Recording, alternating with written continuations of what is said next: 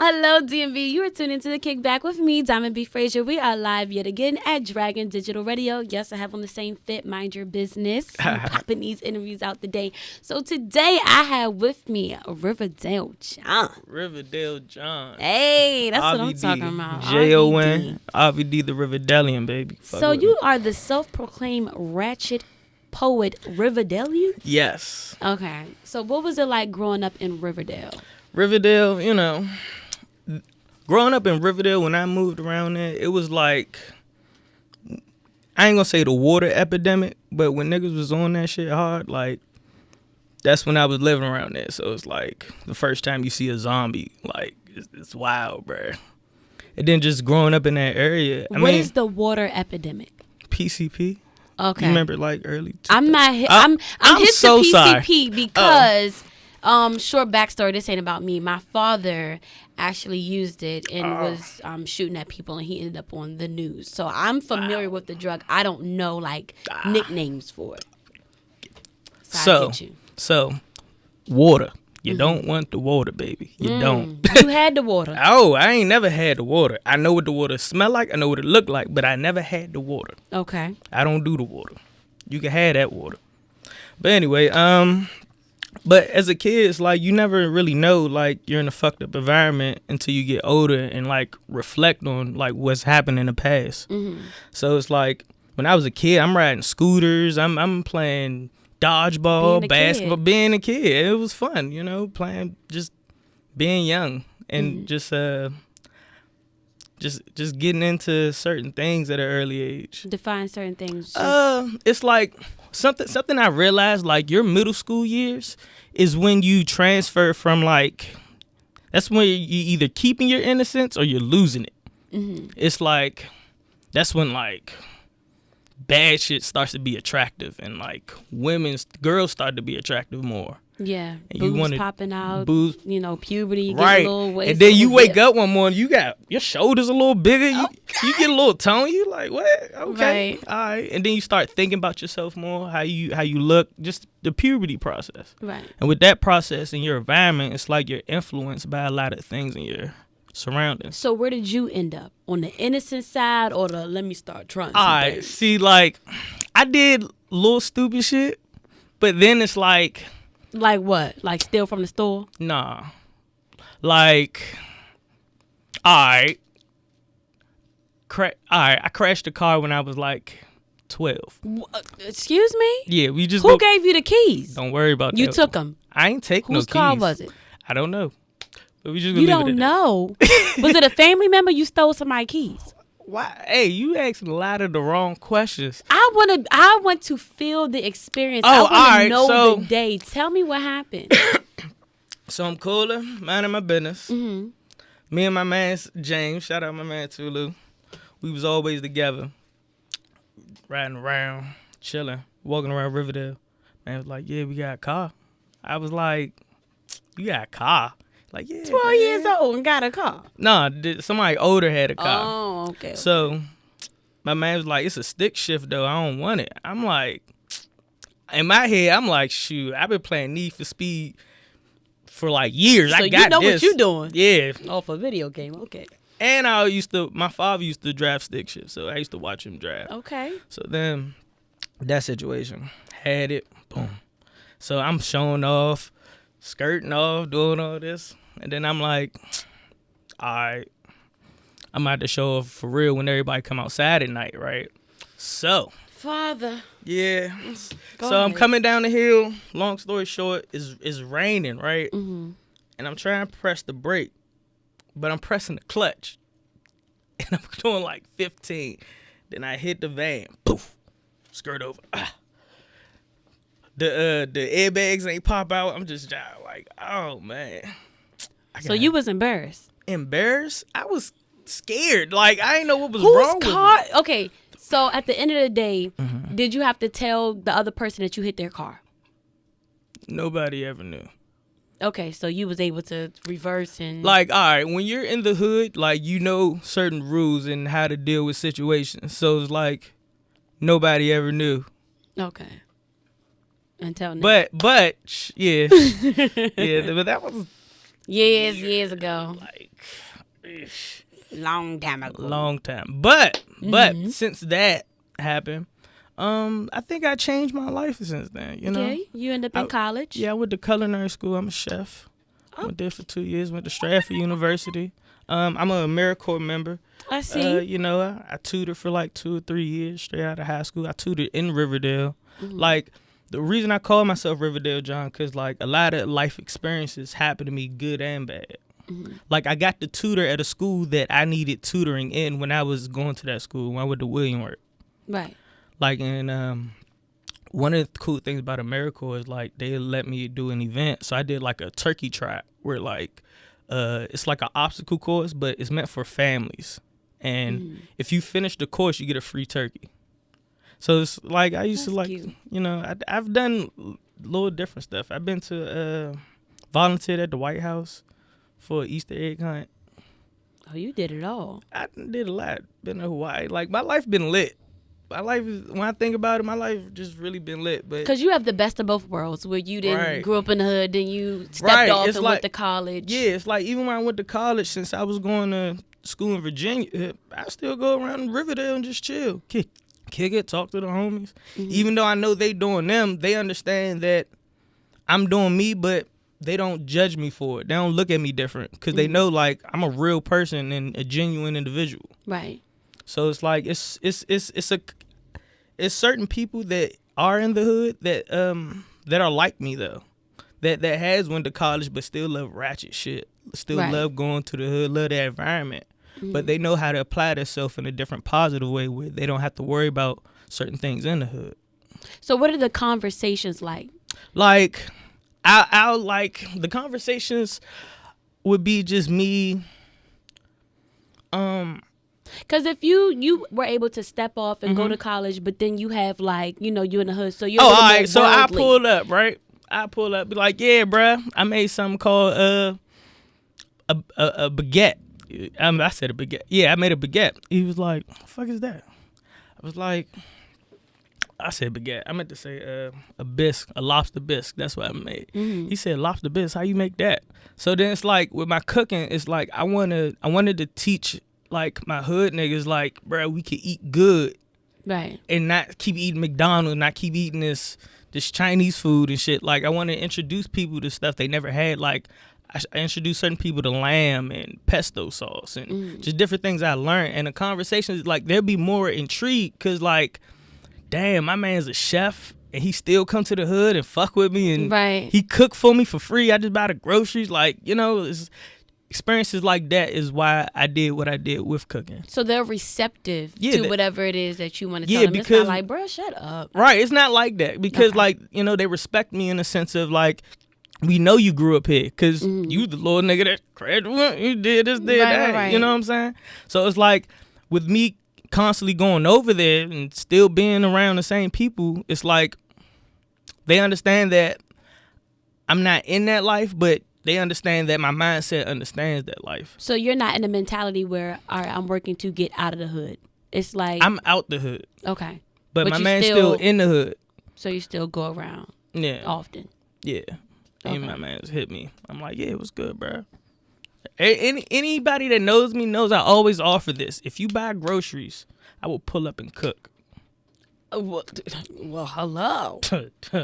Okay. That's what I'm talking about. Yeah. So you are not a rapper, but a poet, or you went to do rap because of poetry? All right, so poetry start. I'm gonna shout out my cousin Erica because she was the start of all this. So like I was like in the 5th grade, right? Right. And poetry is in my family. Like a lot of my aunts are poets. My grandmother was a poet. Like everybody, a lot of people had like a love with literature. And she said, I want you to try to write a poem to see like if you could do it. I'm like, all right. And like I'm writing, and before I knew it, it was like a page. I was like, dang, I had that in me. Right. So then with that type of confidence, I was like, you know, I see what I like doing it. I like rhyming words ever since I was little. Like I always thought I was weird as a kid because on the rides that anywhere I go, I'd be like, I think in my head, cat, sat, fat, lat. Like I would rhyme words constantly, and that was entertaining. Just finding different words to rhyme. And then when it came to poetry, whenever I wrote a poem, teachers would always compliment it. And then once I got to like middle school, I started writing poems for females because I wasn't good at telling them how I felt. Right. But like I know that if I could write in a poem, it would be more dramatic, so you could really understand how I feel about you. Right, you're creating that imagery. Right, right. And with the I just love poetry. And then I always knew I could rap when I was in high school, but I was real timid as far as the rap scene because I didn't really want to be a rapper, and Go-Go was cranking too hard. So you still don't want to be a rapper? I want to be a rapper now, but that changed as more people I met. Why not stick in the poetry Why not do both? Why can't you create a new lane, like a Wale without turning to rap or mainstream? Like, why not poet over some like hard beats or something? Because with I like the competitiveness of rap. Okay. Like the challenge of like constantly getting better, and I want that recognition that when people see me, they know who I am, they know my name, they know whenever they hit me, they're going to get bars. Whenever they listen to my music, they're going to get bars. I want that type of recognition. But even with poetry, I was going to say, because you could get the same thing with poetry. Why can't I do both? You can. I'm just saying. That's the plan. I want to do both. I want to be that type of rapper that could kill a deaf poetry jam. Okay. You know what I'm saying? Like a Kanye, but not really, because he can't really kill it, but like I could really kill it. Like I was invited to the first ever poetry camp in the 10th grade. That was cool. And then after that, they hired me as an advisor to teach people how to perform poetry. I did that for like 2 years. Okay. That was my first job. That was fun. Like I had to take like somebody that knew how to write, but I had to teach them how to perform. That's tough. Yeah, it is, especially when they're like 14 and you're only like 16. But it's like I was very relatable to the older poets and the younger poets. Okay. So it was like. So you are a fan of Wale? Yeah, Wale's my favorite. I defend Wale in arguments. You think he's coming back? Yeah. You didn't sound too confident. I had to think about it. No. I think about everything before I say it. So how long will it take for him to come back? He got some years. Maybe next year. What do you consider comeback? More like on the Lotus Flower Bomb, Bad with Tierra Thomas. Are you talking about sales or just music quality? Both. Because the last album sales was horrible. And the last album, as a Wale fan, do you honestly believe that was a good album? I would say. It was too diverse for me. It was too many different. Because he's all sounds. over the place. Yeah, it's like stick with your sound, and then you can like build on it. Once you get more defined as an artist, then artists start building. Because now it's like, who are you? We don't know who you are. And everybody's like, I want the old Wale back. I mean, like, cause like if you listen to the music, like his lyrical content is still there. It's just like. I don't know. It's a line that'd be too far, and then as an artist, you'd be like, all right, I want to try this, I want to do this, I want to do that. So why do you feel the need to defend him? Is it because you understand where he's coming from? Because in a sense of a lot of his albums and a lot of things that he talk about, I relate to. Okay. So I feel like I defend him a lot because so many people hate on him. That's why I feel like I defend him a lot. But not because he's like this great artist. Yeah, because he is a great artist in my eyes. Like, you know, me saying that would be a biased opinion because I already know like how I feel about Wale. But like, so that means you would like a Tupac. Yeah, definitely like Tupac. Yes. So you are you like DMX? Yes, Pastor Troy. Anybody that had that poetic feel to it, where like, you know, they spoke to you, you kind of listen. Do you study the artist? Yeah. Okay, so you know about DMX. Yeah. So if I was to ask you like a couple of trivia questions, you would know the answer. No, I'm not good at trivia questions. Well, I'm going to try you out. Let's see. I just told you. All right, cool. It doesn't matter. Let's do it. All right, true or false? True or false? Right. DMX's real name is Earl Simmons. False. That's true. Earl. Oh, the Simmons messed me up. Who do you think? I was thinking about. What did you think his name was? I thought he had a more wild first name. No, it's Earl. He looks like an Earl. He don't look like no Earl. DMX don't look like no Earl. He look like Uncle Earl. What does an Earl look like? DMX. It don't. Uncle Earl. Nah, he look like his name Booby or something in the streets. Like you playing. All right, go ahead play with Booby if you want. And that's a dog name. You playing. Oh gosh. All right, this next one. Where was DMX born? We're in New York. Would you say, I think, for some reason I'm thinking BX, Bronx. Okay, more like Baltimore, Maryland. Really? Yes. Wow. Hey, shout outs to you, because I didn't know that. Dang. See, good things come out of the DMV. I'm learning. Yes, people Great sleep. things come out of DMV. People you got sleep. Taraji P. Henson, Dominique Dawes. Yes, you got That was my boo. That Timberland, was my first, Missy. That's my Trey first chocolate Songz. crush. Yep. Oh, I was like 10. I was like, who's this woman in this thing just flipping? just looking right. And she got the gold, baby. All right, so what does DMX stand for? I don't know. Wow. Yeah. When I tell you I'm a fan of his music, It's just the music. just the music. So you study him, but not Study his words and his what wordplay, but not really him. Okay, well, it stands for Dark Man X. Oh, wasn't that like an album? I didn't know he named. It's okay. I mean, you go home and be like, oh, look what I learned about DMX. Right. All right, and this last one. Why did DMX retire in 2003? I'm gonna say, isn't that when he went to rehab? If I'm not mistaken.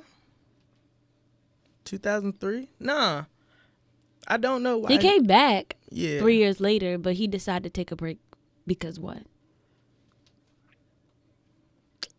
I'ma just It's really simple. family. There we go. He just wanted to focus on his family. Just focus on the family. That's it. He got like 10 kids. He got a lot. Yeah, you need a lot of And time. it was one just born, what, last year, the year before that? Bruh, Recent. He need a snippet, bruh. Just having fun. Like after like 5, bruh, just Fetty Wap on his way, too. Right up there. They about to compete for numbers. That's a whole like basketball team and a bench. Do you have children? No, none. Do you want children? In the future, yes. Okay, define future. Like, Future when I'm stable and able to give. First of all, I want to be with the person long enough till I decide I want to have a baby with them. okay. You know, it has to be something about you that makes you want to have a baby with you. Mm-hmm. But I don't really put a timeline on that in a sense. If it's right, the time If is it's right. right, the time is right, and we got both our stuff together, then you good. yeah. Are you in a relationship? No. Okay. Well, that Nah. does prolong the time, too. Yeah. Well, we're going to get into the segment. Mm-hmm. With it or quit it. With it or quit it. With it means you agree. Right. Quit it mean, nah, I'm not with that. But then you got to tell me why. All right, I could do that. All right, so this first one, American citizens are too concerned with the president's foolery that they overlook the lack of support that they get from their state and county officials. Quit it. That's wild. You don't agree with that? No, I agree. No, let me say I do agree with that. But hold on. What am I agreeing with? You're agreeing with the fact that people are so focused on Trump that they're forgetting like the smaller officials, like the people in the people been state doing and the that county. because if you notice, like when Obama was in office, all the other branches of government were already Republic. So it's like if we don't vote for like House of Representatives and senators to be certain Democratic parties, then it ain't no point in the check and balance. You get what I'm saying? Let's think smaller, like the mayor of D.C. Mayor of D.C. Do you know who that is? Yeah. Sorry, I've met her. I don't remember her name, but I've met her because my father, he be going to all her events. He got like 1,000 pictures with her, like he know her. So that's my question. Do you feel like people neglect the smaller people, like that make more difference in your direct community because they're so focused on this person that's supposedly running the entire country? Yeah, I get what you're saying. Nah, I'm gonna disagree with that. You think people actually do focus on? Yeah, Because Okay. I know, because from what I've seen, it looks like they're busy enough where they have too many people that do support them. Okay. You don't sound too confident, but I'm going to ride with that with you. Hey, man, we gonna ride and glide, baby. All right. So in this day and age, the only way to succeed in the music industry is to have a negative stigma attached to your name. Wrong. Ooh, dang. Why did I just think about Drake's God Plan? God's Plan. Did you I don't know why it just came to mind. Like, no, like, we're so successful. But anyway, it's not something I agree with, but do you agree? No, I don't. So everybody popping right now, like there's no type of anything slandering their name. I'm not gonna say there's no type of slandering in name, because I'm sure you could probably find a song that's like 80% legit and probably slander a name with 20%. I'm talking about the public's perception of the person, not their music. Not really. I don't agree with that. Only because, So who's a positive figure? Kendrick. Oh, yes. Would you say SZA's a positive figure? I would agree that she is. Would you say Light? Would you not? Yeah. Okay. SZA been my boo like since when? Since before she blew up. Like since what's that song? Serenity.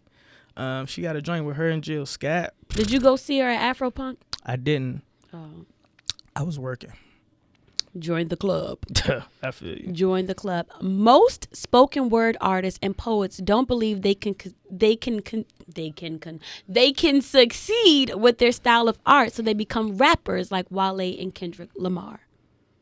No, because it's like, if you going to become a poet, you become a poet because you like to write. You're not becoming a poet to be like, it's like going into the poetry lane, you understand the type of struggle and everything that goes with it. So It's like, you know what you're signing up for. So the people that are poets because they want to be poets. Not all poets can be rappers. Not all rappers can be poets. So it's like, it's more your lane of what you're comfortable in, what drives you to write. But do you feel like you can make it big as a poet? Yeah. Can you name 3 poets? Poetry, man. Sister Joy, Neville Adams. And are they big name poets? No. But you said name 3 poets. I didn't. That's fine, but like mainstream poets. Other than Maya Angelou, because that's the only poet I can name. Oh. Well. And you just told Langston me Hughes. that you want to do rapping because you want recognition and you want that competitive nature. So my question is basically, do you feel like poets kind of step over to the rap side because they can't succeed as a poet? Like, where do you see a successful poet selling out shows? I mean, do you go to poetry slams? I've been to Busboy and Poets, and I've seen people. It's like not Busboys and Poets. I've but never like been to a major. Organized... Yeah, but that's a collective. Like, there's like a series of things. There's not one person selling out a show. At the same time, with poetry, it's more like you see poetry in movies. You see poetry in different certain commercials. It's like poets are broadcasted just in a different light. Right. So it's just a different lane rather than like, I'm going to be a rapper because poetry ain't popping, I ain't going to make no bread. It's like, nah, it's a tougher brand to go through. That is a fact. Yeah, but that don't mean that it's not prosperous. It's not as prosperous as rap. Okay. So you sticking to rap? I'm sticking to rap and poetry. I'm doing both. Can I hear a poem? All right. This called I Ain't No Stupid Nigga. Dang, hold on, pause. He had that prepared, but go ahead. I'm listening. Because, like, I got so many poems. Well, I got, like, 5 poems. What made you choose that one? It's my favorite. Okay, I want to hear it. I know you are oh, no. This is Rumble, Young Man Rumble. I know you are idolizing, criminalizing, uncivilized, but please be obliged because society is blind. They're blind to the fact that you break your back just to bring home stacks in your backpack, but don't know the fact that you are judged before you're known because your dreads are all long and your shoes are unlaced. See another black face wearing North Face, that's another cop's case, so they say, but they don't know about the places where you lay with the roaches and decay. Gunshots in the day, now the kids can't play. You try to do right, but you end up doing wrong. Every male influence always sings the same song. They always tell you just to try your best, but what if your best just not good enough yet? You get fed up with the mess, you get tired of being stressed, so you head to the streets and you hustle being the best. See, this is for that young man who was born in the struggle, who strives to survive, who stays in the trouble. He forever be a king as long as he stays humble. And all I gotta say is rumble, young man, rumble. Ooh. I wrote that in the 10th grade. And that's when I knew, like, you knew that was like that was your I'm calling. just Like I'm just sick with the pen, nice bruh. with it. Yeah. So you have been judged for your dreads. No, You didn't have dreads I didn't back then. have dreads back then, but like my environment, living in Riverdale, people around me, my brother had dreads. Like I understand like that mentality of being judged before you're known because your dreads all long and your shoes are unlaced. You get what I'm saying? I feel you. You know. So then, when did you get dreads and why did you get dreads? I got dreads because of actually my father. I always told my father, because my father had dreads to his shins, bro, like 13 years, bro, plus. And he never cut his hair. He ain't, nah. So I would told him, like, when you cut yours, I'm going to grow mine. And he cut his and you growing yours. So now you going to keep the legacy going. It's going to go to your shins and you going to tell your son the same thing? Hey, man, you going to see how it look when it get to my shin. You don't have a full head of dread, do you? Nah. So what is it, just a mohawk? It's a fade. And the top is, but, you know, ain't that done. So, you know. Oh, so you got that hat on the hat. Had to cap it, baby. But what's wrong with the Rastafarian look? Like, don't keep your dreads done. You don't like that? It needs to be neat and tight? I would prefer it to be neat and tight for as long as possible. But when it's rough, it's like, I don't mind putting a hat on. I have lots of hats, and I love hats. Okay, so this next one, the best way to break up with a person is on a text message. If you meet with them in person, the person you're trying to break up with will do nothing but try to convince you otherwise. That is false, bro. That is fucked up. You don't think you should break up on a text message? I've been broken up with in different ways, and text message gotta be the worst. Because I can't even explain to you how I feel.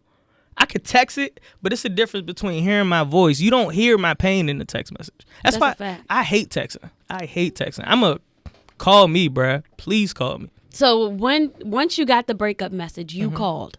Yeah. And you better be, you can't talk right now? Now it's 1,000 reasons why you broke up with me that you lying about. Like, it probably just added up. And I think the text comes from enough is enough. All right, I'm done. Like I'm not getting through to you. It's over. Now, if we had previous conversations, to tell me in that conversation it's over. Don't wait till it adds up. If it's added up, then call me and be like, hey, we need to talk. So what's the best way to do it? In person or on the phone? In person. No. Why not? No. Why not? Okay, well, I'm only 22. So I haven't had that many relationships. But I promise you, all 3 that I've had, I've broken up with on a text message. You're terrible. You're terrible. I think, like, now that I'm older... And I haven't really had like a real deep relationship yet. I think it might be a bit different. Yeah. However, for a woman to break up with a man, it's more so like I didn't really make up in my mind that it's over yet, but I'm kind of trying to scare you right now. I used to do that. But when a guy does it, it's like, I've already made up in my head. It ain't nothing you could really say. So a man could break up with you over a text? It's never happened to me. So if it does, are you going to call him? No. Why not? Because I feel like when a man does it, they've already made up in their mind that it's done and it's a wrap. If I cared enough to know the reason why, then I would be calling to find out why. But I'm not calling to reconcile anything. So when a female does it, what's the difference? You could call if you want. You don't. If a female does it, it's more so like, I need you to run after me. Like, let me know this isn't really the end. Like, I'm just stating facts here. Like, that is so I'm telling you it's over, but it's not really over. I need you to start. Why would you play with me like that? Why would you play with my emotions to tell me you're gonna leave? It's not. This is when a woman does that. It's not like a random like, oh, let me just try to be funny. It's really. I really feel like this relationship is really messed up. Like, I don't know what else to do. I'm going to just break up with you. Maybe that'll light a fire to your butt, and now you'll start being a dude. You breaking up with me, that's not going to do that. You breaking up with me telling me you don't want me, telling me you're not patient enough to get through whatever we have to get through. If you have been patient enough, then I don't deserve you at that point. I can't be mad at you if you want to leave over something you've been wanting to change that I'm not able to change. You get what I'm saying? I get what you're saying, but I'm not about to chase after you leave me. So you're going to accept it? yeah, I'm going to accept it for what it is. But I'm going to call you not to try to get back with you, just so you can really know how I feel, because you don't know my side. So what are you going to be doing? Telling her how you feel about her, or telling her how you felt about how she broke up with you in a text message? I'm going to explain to her how I feel about the reason she broke up with me instead of texting it back. Because texting, like, you don't say okay. It's not no if okay. you already done, you want to play what are you there for? You've been wanting to hear my emotions and my feelings this whole relationship. So now some shit happened and I want to express myself. You want me to text it to you? Right? No, I need you to run after. But bruh, that's wild, bruh. That's unfair. I feel like you don't care at that point. Well, put that in your next poem. Put that in my next poem. But where can we find your music and listen to it? Can we hear something about women? I got a song on the way about women. Okay. Song on the way about women called Patiently Waiting. It's in a mix. But right now you could find me on all social media, RVDJON, Riverdale Jon, SoundCloud right now. I just dropped my single Stop Me. It cranks so hard. Mm-hmm. Shout out my man Pony Designs. He did the artwork. Shout out District Sound Lab. That's where I recorded it at. Yeah, it's a song that I want people to like understand. It's like a workout song, or just like a song you wake up to and just feel yourself and just get ready, just get you in that mood to go up against anything. Okay. Well, this is not over. We're definitely going to be following up with him because this was a little short. But I got some more grilling to do. So y'all tune into the Kick Back DMV. I'm Diamond B. Frazier, and that is Riverdale Jon. Hey.